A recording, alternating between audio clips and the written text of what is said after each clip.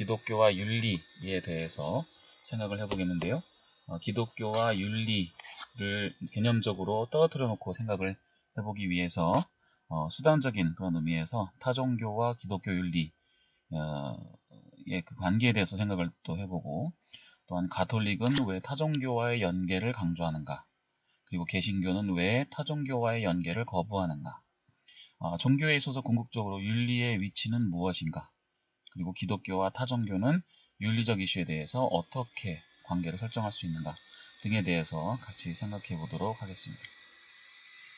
기독교와 윤리를 개념적으로 구분해서 생각해 보기 위해서 타종교와 관련된 이슈를 잠깐 살펴보겠습니다. 타종교와 기독교 간의 관계, 특히 윤리적인 이슈를 둘러싼 둘 간의 관계를 생각해 볼 때 기독교와 윤리를 우리가 어떻게 생각해야 될지에 대한 조금 더 깊은 이해가 가능할 것 같습니다. 기독교와 타종교는 서로 어떤 관계에 있을까요? 물론 단편적으로 이해하는 경우에는 유명한 불교 학자인 에드워드 코온지 같은 경우는 단편적으로 어떻게 보면 주장을 했는데, 이 가톨릭 성인으로 나열되어 있는 모든 성인들의 이야기들을 자세히 읽어보았더니 불교적인 관점에서는 모두 나쁜 불교 신자였더라 라는 주장을 한 적이 있습니다. 그래서 가톨릭의 모든 성인들은 불교의 관점에서는 모두 좋지 않은 신자다. 학문적인 그런 비교나 대조를 함에 있어서 부분과 자체를 모두 자세히 아울러서 살펴볼 필요가 있는데, 어떻게 보면 너무 단편적으로 가톨릭의 모든 성인은 불교의 관점에서 봤을 때 다 나쁜 사람들이다 라고 이렇게 규정을 지울 수 없는 사례들도 분명히 있을 텐데, 그렇게 주장을 했다는 것은 매우 단편적인 그런 사례다라는 것이죠. 예를 들면 아시시의 프란시스라는 성자의 경우는 불교적인 관점에서도 상당히 좋은 그런 신자라고 볼 수가 있는 것이, 모든 동물들을 굉장히 사랑하고 동물들을 아끼고 생명 존중하는 것은 물론이거니와, 그래서 심지어는 숲속에 가서 동물들 앞에서 설교를 하기도 하고 그렇게 동물을 굉장히 사랑하고 중요시했던 그런 가톨릭 성인으로 볼 수가 있습니다. 그래서 이런 부분까지 봤을 때는 불교적인 관점에서는 또한 괜찮은 신자라고 볼 수도 있는 거죠. 물론 아시시의 프란시스가 동물을 사랑했던 것은 하나님의 피조물로서 모든 동물들을 사랑했던 것이죠. 그래서 그 이유가 또한 중요한데, 그것은 바로 신학적인 이유, 즉 하나님께서 창조하신 그런 동물들이기 때문에 사랑했다는 것을 볼 수가 있습니다. 또 에드워드 컨지의 그런 단편적인 대조와는 달리 또 다른 관점에서 생각해 볼 수 있는 것은, 윤리가 같으면 과연 같은 종교인가 라는 점에 대해서도 생각해 볼 수가 있는 것이죠. 예를 들어 자이나 불교라고 하는 그 불교 교파에서는 아힘사라고 하는 교리가 있는데, 그것은 무조건적인 비폭력을 의미한다고 합니다. 그래서 그 어떤 생명체에도 폭력을 가해서는 안 되는 그런 교리가 있다 그래요. 예를 들면 그 마하트마 간디가 이제 이 교리를 활용해서 그의 그 인도 독립운동이나 그런 사회운동에 적용한 그런 사례가 있죠. 그래서 실제로 이쪽의 그 수도성들은 비누를 사용하지도 않고 물에 흘러 내려갔을 때 물속에 사는 미생물들도 죽을 수 있기 때문에 심지어 씻는 일도 하지 않는다고 합니다.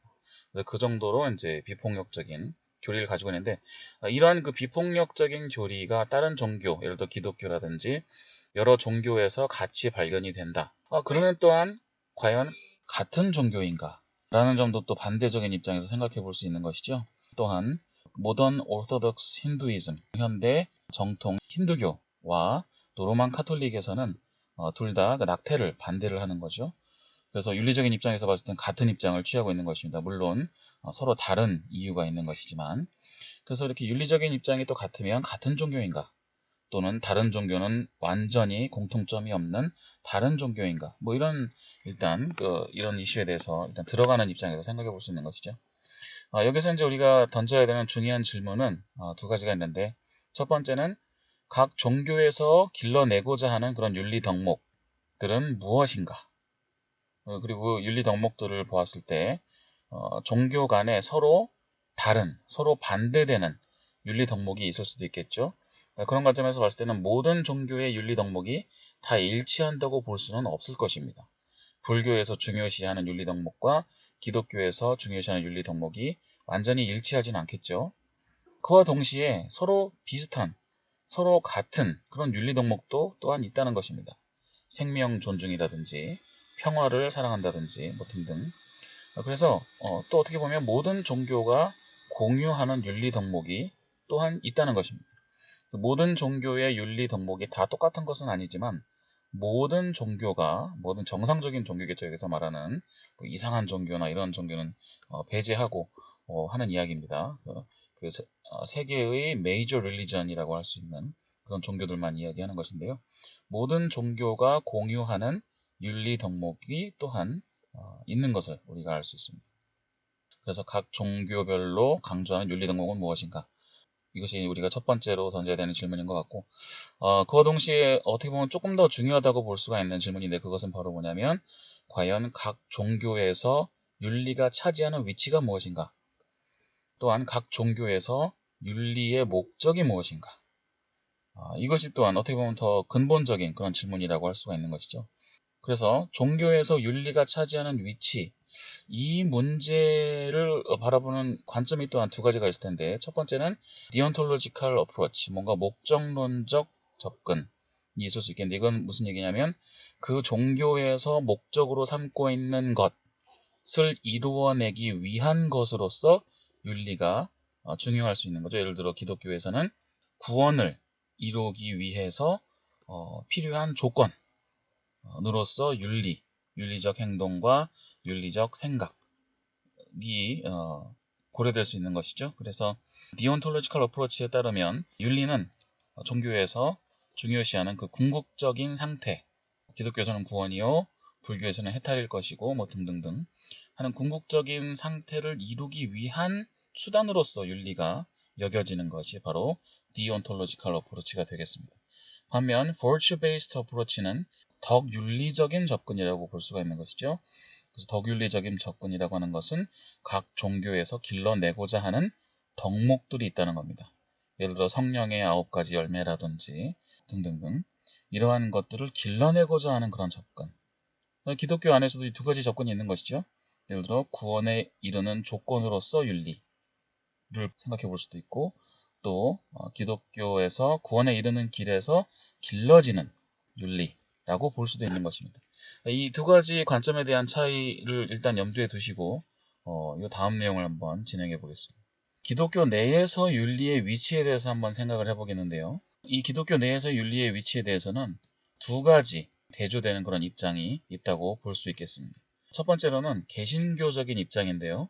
스위스 개혁주의 신학자인 칼 바르트의 경우는 개혁주의 전통에서 신학을 풀어냈던 중요한 개신교 신학자, 아주 대표적인 개신교 프로테스탄트 티올로지언이라고 볼 수가 있습니다. 칼 바르트에 따르면 우리의 구원은 오직 믿음으로 이루어지는 것이죠. 그래서 그 스위스 개혁주의 전통을 이어오고 있기 때문에 믿음으로서만 구원을 받는다. 행위로서 구원을 받는 것이 아니라 오직 믿음으로서만 구원을 받는다라고 한 그 종교개혁 정신, 그 루터 등의 그런 종교개혁 정신을 이어받아서 믿음을 강조하는 그런 구원론을 강조하였습니다. 그래서 우리는 어떤 좋은 행실로 구원을 받는 것이 아니다라는 점을 강조하는 것이죠. 우리가 주일학교 때 불렀던 맘 착해도 못 가요 하나님 나라 하는 그런 것, 착하다고 갈 수 있는 것이 아니라 오직 믿음으로 구원을 받을 수 있다는 점을 강조한 것입니다.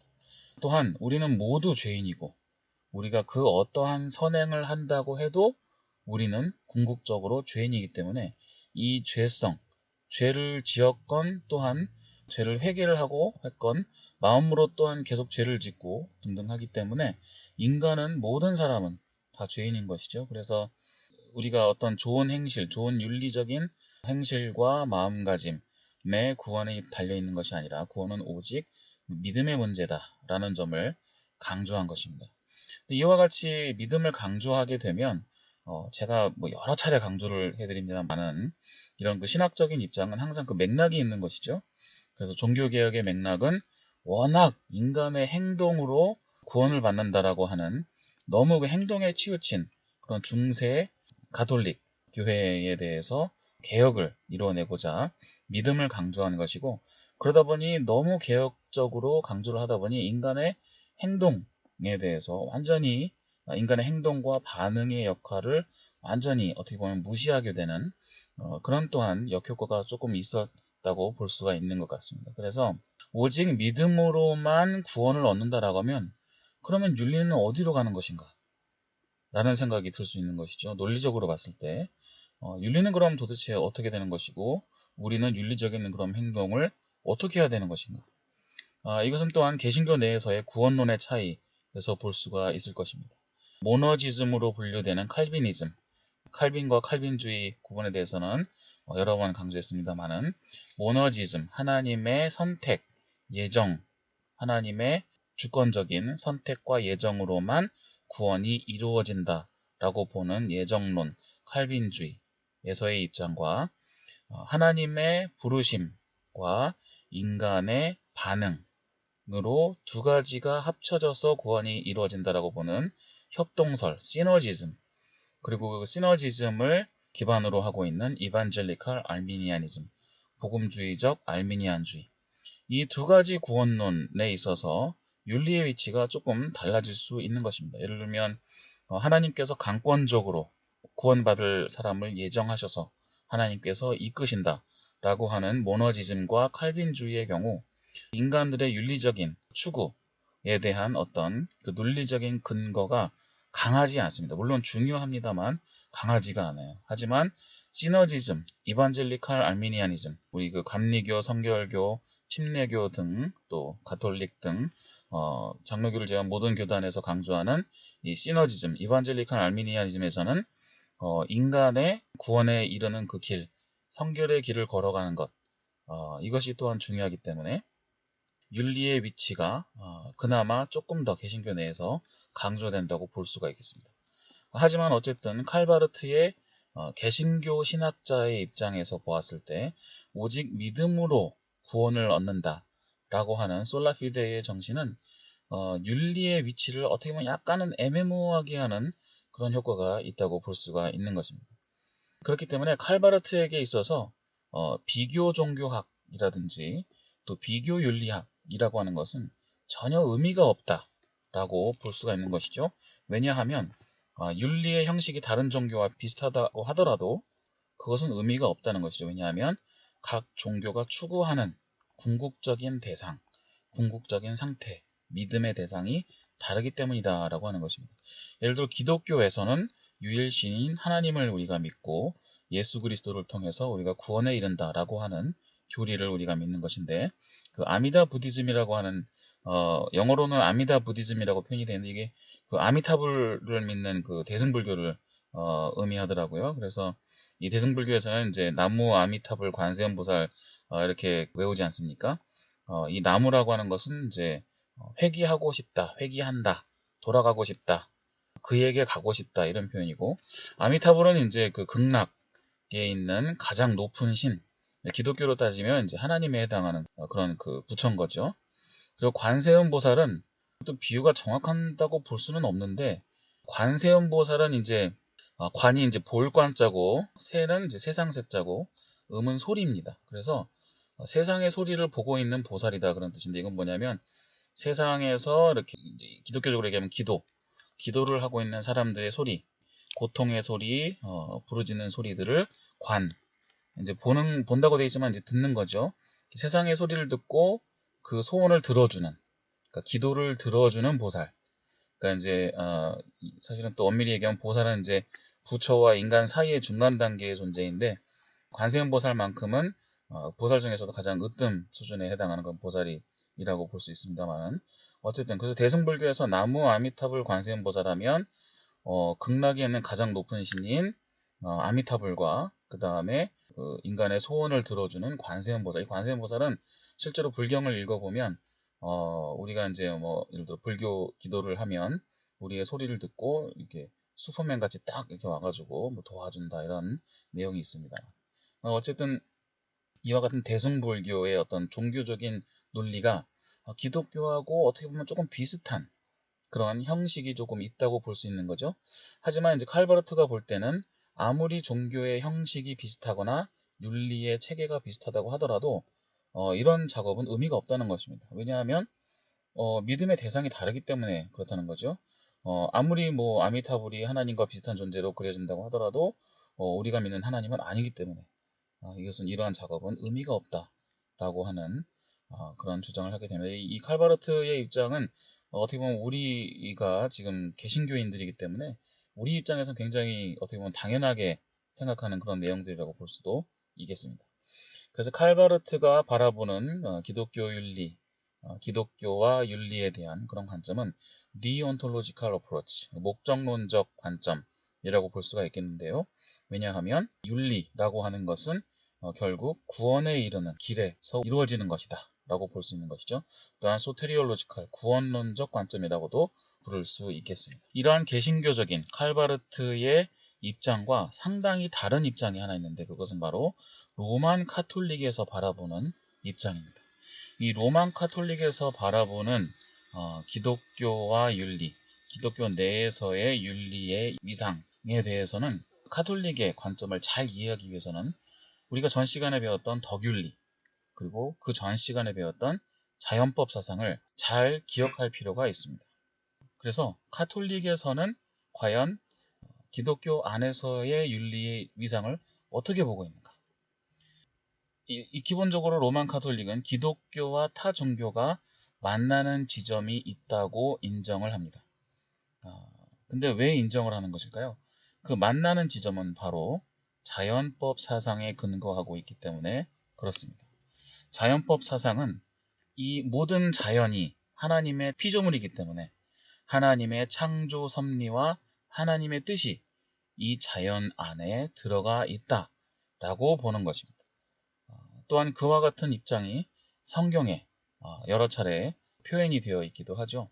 그래서 자연 안에서 발견하는 하나님의 뜻, 또 우리 세상 살아가는 그 여러 가지 환경, 주변 환경에서 발견하는 하나님의 모습, 그런 것들이 중요하다라고 하는 것입니다.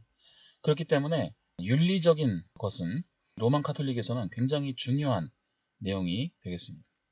그래서 타종교와 기독교의 관계는 continuity within discontinuity, 뭔가 끊어진 것 같으면서도 이어져 있는, 그리고 similarity within the differences, 뭔가 차이가 있는 것 같으면서도 공통점이 있는 그런 관계라고 볼 수 있는데, 왜냐하면 타종교에도 기독교에서 중요시하는 중요한 윤리적 가치들이 동일하게 강조된다는 것이죠. 예를 들어 생명에 대한 강조라든지, 또 평화에 대한 강조라든지, 행복에 대한 강조라든지, 화합과 사랑, 이런 것들이 같이 강조가 되기 때문에 거기에는 이미 자연에 녹아있는 하나님의 뜻이 숨겨져 있다라고 보는 것입니다.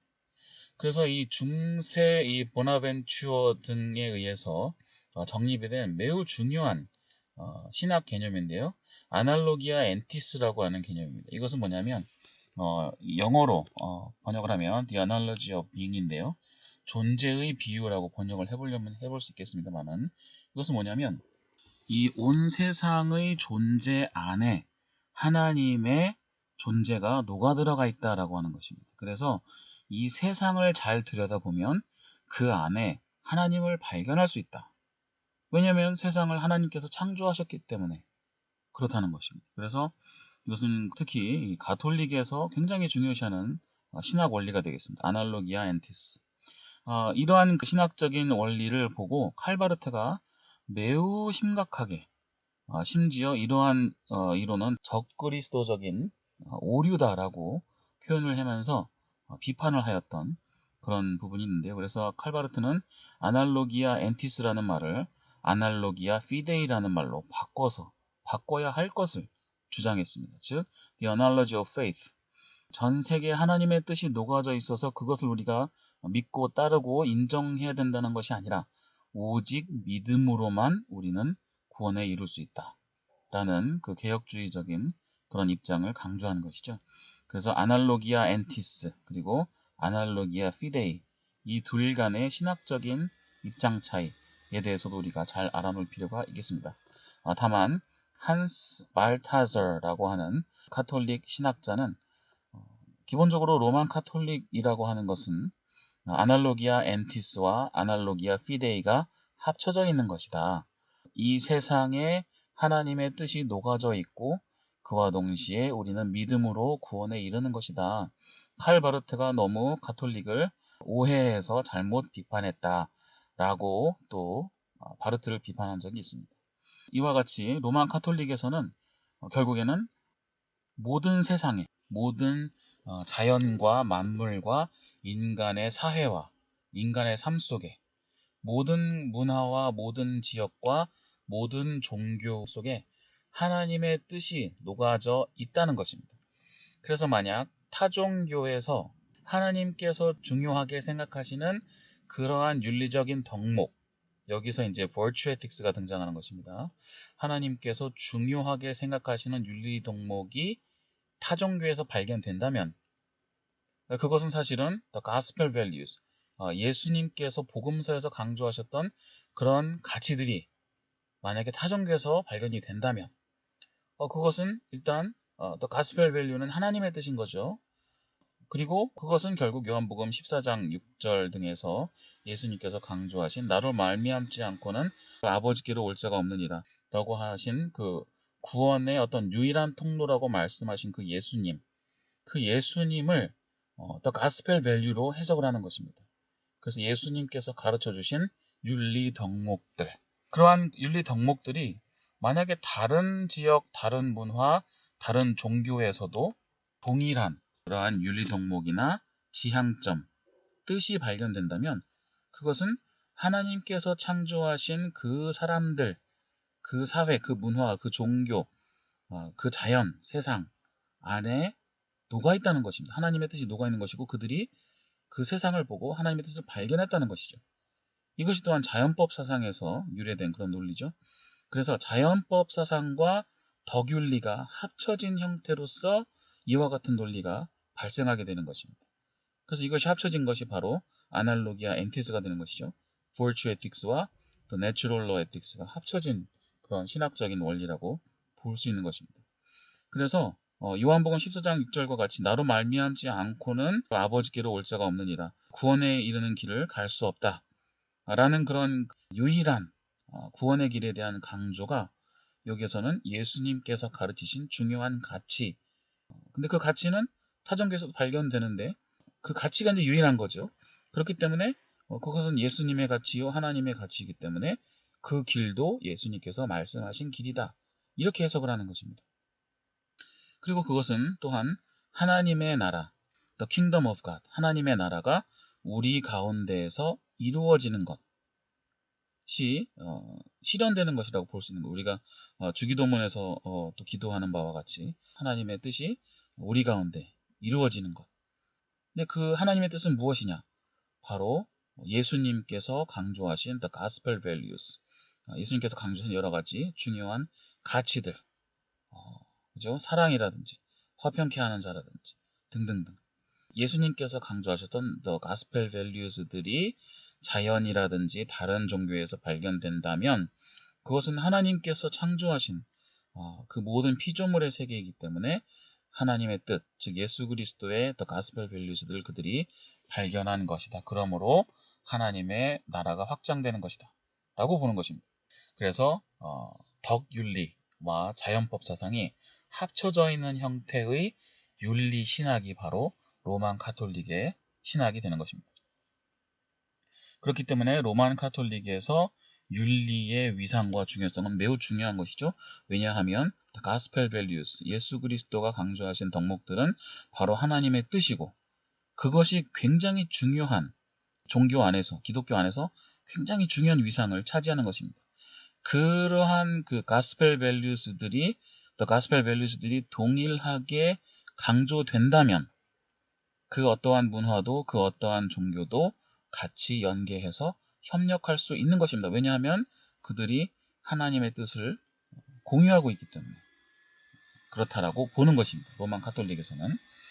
그래서 굉장히 그 중요한 분기점을 요한 바오로 2세 교황이 제공했는데요. 요한 바오로 2세 교황은 78년에서 2005년까지 교황을 지냈던 분인데 이분은 이제 물론 하나님의 뜻인 복음의 윤리 덕목, 더 가스펠 밸류스들이 중요하지만 이러한 윤리가 기독교에 있어서 전부인 것은 아니다. 중요하지만 기독교에 있어서 전부인 것은 아니다. 예수 그리스도를 믿음으로 구원에 이르는 것도 중요하다.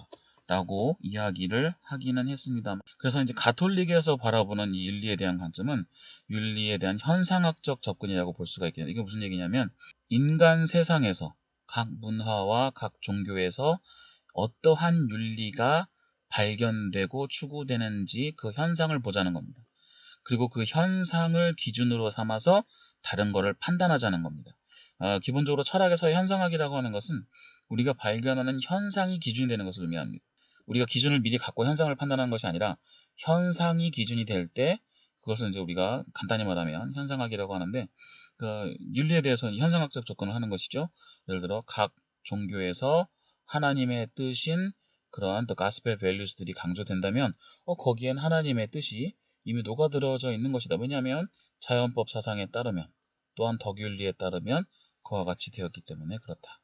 라고 보는 것이죠. 그래서 이러한 접근은 굉장히 덕윤리적인 virtue-based approach라고 볼 수가 있을 것입니다.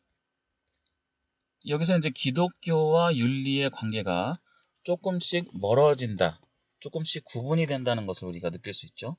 그래서 심지어 윤리가 진정한 기독교를 가려낼 수 있는가, 윤리가 진정한 기독교를 가려낼 수 있는가에 대한 질문이 등장하게 되는 것입니다. 왜냐하면 특히 기독교 내에서 윤리적이지 않은 사례들이 등장하기 때문에 이러한 질문이 가능하게 된 것입니다.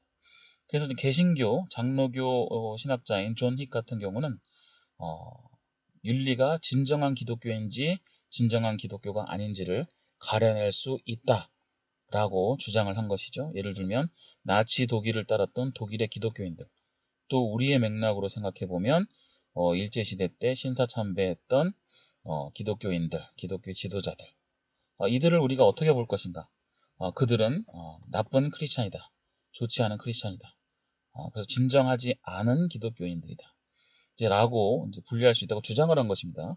우리가 그렇게 보아야 되느냐는 또 다른 문제이죠. 근데 이제 존 힉 같은 경우는 그렇게 주장을 했다는 것이고, 또 로만 카톨릭의 펄 니터라든지 한스 쿵 같은 분들은 비슷한 입장을 취했는데, 특히 이제 로만 카톨릭에서는 윤리가 굉장히 중요하고 인간이 어떠한 윤리를 추구하느냐, 또 어떻게 세상을 바꿔가느냐, 그것이 중요한 것이죠. 왜냐하면 세상을 바꿔감으로 인해서 하나님의 나라가 우리 가운데 임하는 것을 그것을 실현시킬 수 있기 때문에 그렇습니다. 그래서 기본적으로 사회 참여, 여러 가지 사회 운동이라든지 사회 변혁을 위해서 참여할 것을 강조하기도 하였습니다. 그래서 이제 윤리의 보편성을 강조했고, 니터 같은 경우엔 다른 종교에도 만약에 하나님께서 중요하게 생각하셔서 온 인류와 세상에 녹여내셨던, 이미 창조의 시기에 녹여놓으셨던 그러한 하나님의 뜻을 다른 종교에서 발견한다면 그들은 하나님의 뜻을 찾아낸 것이다. 그렇기 때문에 하나님께로 one true God, 유일하신 진정한 하나님께로 가는 같은 길을 발견한 것이다 라고 주장을 하는 것입니다. 그렇기 때문에 가톨릭이 타종교와 연계할 수 있는 것입니다. 한스 쿵 같은 경우도 비슷한 주장을 하였고, 그래서 모든 종교에서 공유되는 글로벌 에틱스라는 것이 있다. 글로벌 에틱스, 이 모든 전 세계 보편적으로 적용되는 그런 윤리가 모든 종교에서 동일하게 발견될 수 있다. 이제 그러한 주장을 한 것입니다. 그래서 기독교와 윤리를 떨어뜨려서 생각을 해보는 그런 작업을 한번 해보겠는데요. 사실상 기독교와 윤리를 어떻게 보면 개념적으로, 철학적으로 완전히 분리했다라고 볼 수 있는 사람은 바로 임마누엘 칸트가 되겠습니다. 임마누엘 칸트의 경우는 에틱스라고 하는 것은, 윤리라고 하는 것은 오로지 인간의 이성으로서만 도달할 수 있는 것인데, 그것은 어떠한 그 의무라든지 어떤 법적인 의무라든지 이것을 지키지 않으면 뭐 벼락을 맞는다든지 천벌을 받는다든지 이런 그 결과론적인 것이 아니고 오직 아무것도 없는 상태에서 이성적인 판단으로만 도출할 수 있는 그런 윤리적인 옳은 것, 그것을 찾아내는 것이 가장 숭고하고 가장 마땅하다라고 이제 보았는데, 그것이 이제 결국엔 뭐냐면 더 골든 룰이라고 하는 것이죠. 황금률이라고 하는 것인데, 그것은 바로 뭐냐면 내 자신이 다른 사람에 의해서 취급받는 것과 같이 다른 사람을 취급하라 라고 하는 그런 황금률을 이제 찾아낼 수밖에 없다. 이 룰 말고는 이성으로 발견할 수 있는 윤리적인 가장 지고지순하고 가장 근본적인 그 법칙은 없다라고 봤는데, 근데 사실은 이 법칙을 발견하고 여러 가지 종교나 문화를 보았더니 많은 종교에서 또 많은 문화에서 이 기본적인 골든 룰을 반영한 여러 가지 규칙과 윤리 기준들이 생겨났다는 것이죠. 그래서 이것은 인간이 기본적으로 추구하는 그런 윤리적인 입장이라고 본 것이고, 그리고 또한 기독교의 어떤 사상과 윤리 체계를 보았더니 이 더 골든 룰이 예수님에 의해서 강조가 되었고, 그것이 그 룰을 바탕으로 여러 가지 윤리 체계와 신학 체계가 이루어졌기 때문에 이 기독교의 가치와 또 신의 존재는 이와 같은 도덕률을 통해서 신의 존재를 증명할 수 있고 기독교의 가치를 인정할 수 있다. 이렇게 주장을 한 바 있습니다. 칸트는 순수 이성으로만은 어떤 기독교의 가치나 어떤 신존재 증명이 불가능하다고 보았던 반면, 이 도덕률에 관해서는 기독교가 가장 탁월하게 그 윤리적인 입장을 체화시켜 놓았다 라고 본 것이죠. 그래서 신존재 증명을 이 도덕률을 통해서 시도했던 그런 것으로 또한 칸트가 알려져 있습니다. 이러한 작업에서 중요한 것은 바로 뭐냐면, 기독교를 판단하는 기준으로 윤리를 적용했다는 것이죠.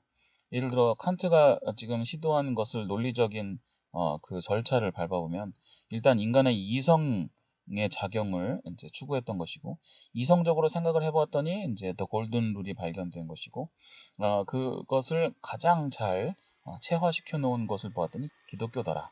그래서 기독교를 인정한다. 이렇게 된 것이죠. 그러니까는 윤리가 먼저 세워지고 그 다음에 기독교를 판단하게 된 것입니다. 어떻게 보면 subordination of Christianity to ethical universals. 기독교가 이 윤리적인 보편성에 어떻게 보면 굴복을 하게 된 것이죠. 보편적인 윤리가 기독교를 판단하는 기준이 된 것입니다. 그러니까 윤리가 이제 더 이상 기독교 안에 있는 것이 아니고 기독교와 윤리가 따로 떨어져게 된 것뿐 아니라 윤리가 기독교를 판단하는 그런 기준이 되는 것이죠. 그러한 작업이 임마누엘 칸트로부터 뭔가 체계화되었다라고 볼 수가 있는 것입니다.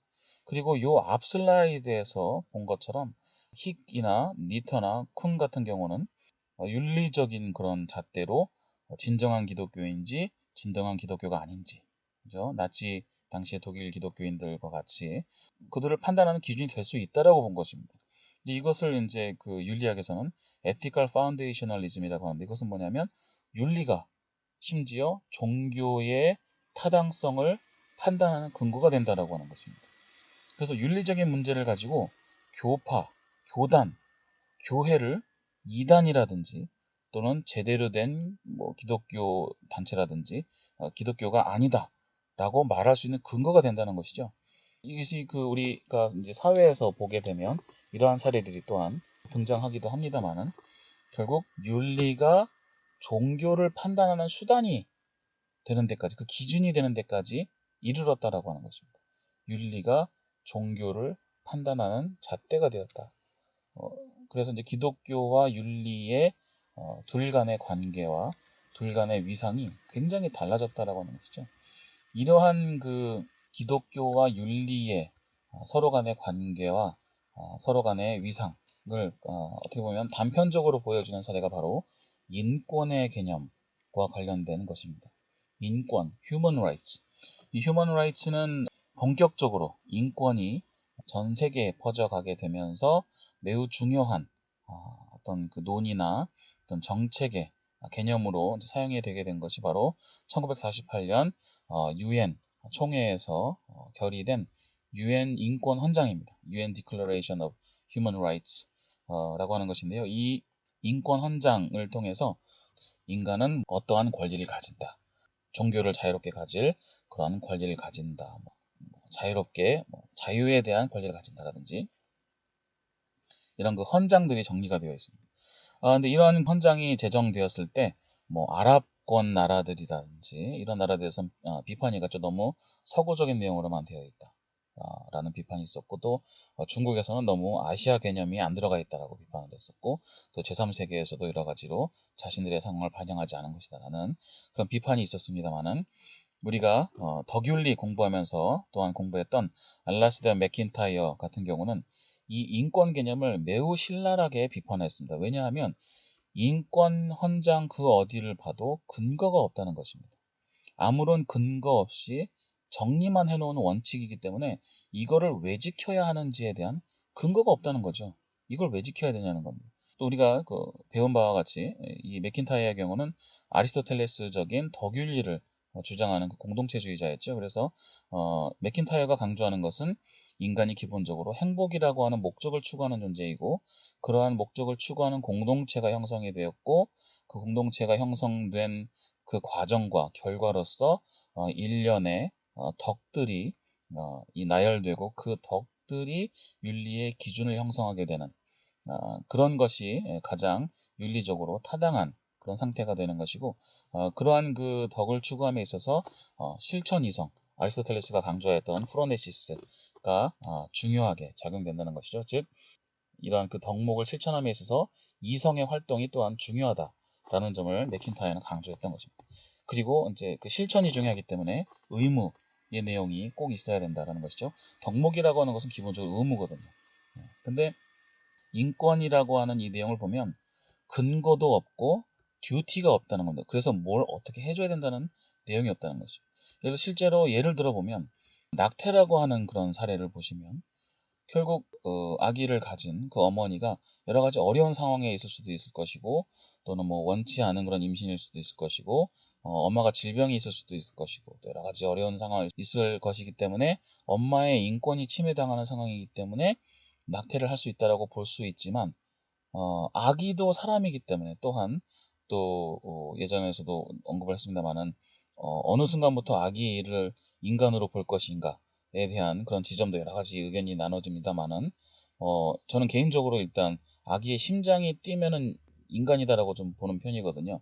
어쨌든 그건 개인적인 생각이고 그 아기의 인권은 그럼 어떻게 하는 것이냐는 거죠. 아기의 생명은 어떻게 하는 것이냐. 그래서 낙태라는 것은 엄마의 인권과 아기의 인권이 서로 갈등되는, 대입되는 그런 상황이 되는 것입니다. 그럼 이것은 누구의 인권을 보장해야 되는 것인가? 해답이 없다는 거죠. 그렇기 때문에 인권이라고 하는 개념은 그 실질적으로 쓸모가 없고 근거도 없고 뭘 어떻게 해야 되는지에 대한 그런 것이 없다는 거죠. 말은 굉장히 거창하고 좋은데 굉장히 실제로 들어가 보면 이게 의미가 없다는 것입니다. 또한 또 다른 예를 들면 예를 들어 오페라라든지 여러 가지 각종 공연을 할 때 테너라든지 소프라노라든지 이런 그 주연 배우들이 있잖아요. 근데 주연을 맡은 배우나 가수들이 있을 텐데 그들이 발탁된 이유는 예를 들어 가장 퍼포먼스를 잘했다든지 가장 적합하다든지 목소리가 제일 맞는다든지 그런 기준으로 이렇게 선정이 된 것이죠. 근데 만약에 주연으로 발탁되지 않은 그 옆에서 보고 있는 후보 배우들이 있다고 했을 때 이것을 인권의 문제를 가지고 인권의 관점을 가지고 이 문제를 바라다 보면 공연을 못하는 후보 배우의 인권은 그럼 어떻게 되는 것인가? 이렇게 이제 나갈 수가 있는 거죠. 그러니까 이거는 이런 상황에서도 인권을 적용하기가 어려운 것입니다. 오페라라든지 뮤지컬이라든지 여러 가지 이런 공연이라고 하는 것은 가장 최상의 퍼포먼스 그리고 가장 잘 화합되는 가장 예술적인 표현을 잘 할 수 있는 그런 뭔가 컨비네이션이 이루어지는 것이 가장 중요할 텐데 각 사람들의 인권을 여기에 적용하면 이것은 어떻게 해결이 안 된다는 거죠. 그래서 인권이라고 하는 개념은 실질적으로 굉장히 근거도 없고 뭘 어떻게 하자는 것인지에 대한 내용이 없는 허상이다라고 맥킨타이어는 굉장히 신랄하게 비판을 하였습니다. 다만 가톨릭에서는 요한 바오로 2세 교황의 경우 종교를 추구할 인권과 자유를 인정하는 그런 작업을 하게 되죠. 그래서 이 요한 바오로 2세 이전의 교황들은 종교의 자유란 사회에서만 보장하는 것이지 우리 기독교 안에서는 인정할 수 없다. 왜냐하면 오직 기독교에만 진리가 있기 때문이다. 먼저 이런 입장이었던 반면 요한 바오로 2세 이후에는 이제 모든 종교를 추구할 그 권리와 인권과 자유를 가톨릭의 교리 내에서도 인정하는 그런 또한 그 작업이 이루어지게 됩니다. 그래서 이제 이런 인권이라고 하는 개념은 그야말로 그냥 툭 튀어나온 그런 개념인 거예요. 어떤 근거가 있었던 것도 아니고 인권이라는 개념이 생겨나게 된 전통이 있었던 것도 아닌 거죠. 그리고 심지어 종교를 재단하는 기준으로 적용되기도 하는 것입니다. 인권이 중요한 기능을 하는 그런 사례들이 많이 있죠. 하지만 개념적으로 들어갔을 때, 학문적으로, 윤리학적으로 들어갔을 때 이것이 종교를 재단하는, 평가하는 그런 기준으로 적용되는 것은 상당히 우리가 주의해야 된다라고 하는 것입니다. 인권이라고 하는 언어, 인권이 경시되었다라든지 이런 언어들이 기독교계에서 무분별하게 사용되는 것은 이 윤리학적으로 봤을 때, 학문적으로 봤을 때, 신학적으로, 철학적으로 봤을 때 문제가 있을 수 있다라고 하는 것입니다. 왜냐하면 윤리가 기독교 밖에서 그냥 근거 없이 생겨난 윤리가 기독교를 재단하고 있는 그런 현상이기 때문에 그렇습니다. 특히 우리가 평소에 이런 질문들을 많이 하기도 하고 듣기도 듣죠. 성경에 보면 비인권적인 내용이 많은데 이것을 어떻게 생각해야 됩니까? 그래서 하나님께서 비인권적인 그런 명령을 내리셨는데 어떻게 해석해야 됩니까? 이런 질문들이 있는데 인권이라고 하는 개념은 인간이 만들어낸 그런 개념인 것이죠. 그렇기 때문에 이러한 그 인권의 언어를 무분별하게 기독교에 적용하는 것을 우리가 또한 경계해야 된다라고 하는 것입니다. 그래서 오늘은 기독교와 윤리의 관계에 대해서 둘을 떨어뜨려 놓고 생각을 해보았고요. 그러한 과정에서 타종교와 기독교, 그리고 타종교와 가톨릭, 타종교와 개신교 등의 관계에 대해서 같이 살펴보았습니다.